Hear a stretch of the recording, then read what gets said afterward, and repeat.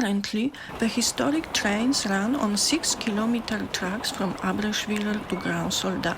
The tracks wind through beautiful forest, first along the Red Sar River and then along a mountain path. The curves are sharp and the tracks climb steeply upwards. The train's speed is slow, around 15 kilometers per hour. The locomotive pulls the train with great effort, the speed decreases, and black smoke billows from the chimney.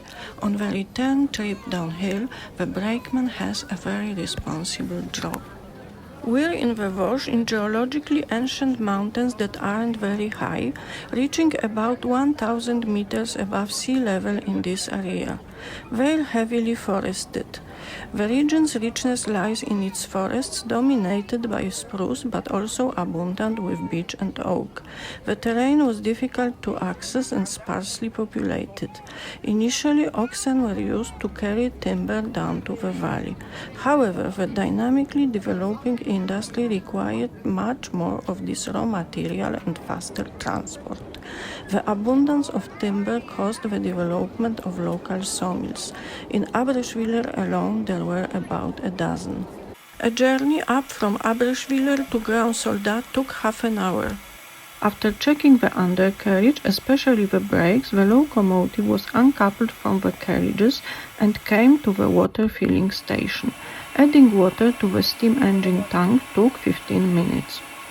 At the final station, passengers could get off and choose between a walk along a forest path, a visit to an old sawmill powered by a water wheel, or observe how the train crew prepared it for its return journey. Most passengers chose this option. The locomotive then headed back toward the platform, driving around carriages so that the railway workers could couple it to the front of the train. Passengers watched it with great interest. The steam locomotive, shunting very slowly, was preceded by a railway employee warning and ensuring the safety of passengers. With skill, precision, and obeying all safety regulations, the railway workers maneuvered the over 100-year-old locomotive weighing several tons. The locomotive descended several dozen meters below the platforms, then a switch was adjusted. The track gradient here in Grand Soldat is very steep. The locomotive moved up and slowly approached the carriages. Then the brakeman coupled it to the train and connected the electric cables as well.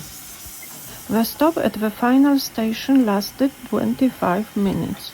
The crew called in the last latecomers, including me, who was filming the historic train, and we set off on our return journey. The entire journey lasts about an hour and a half.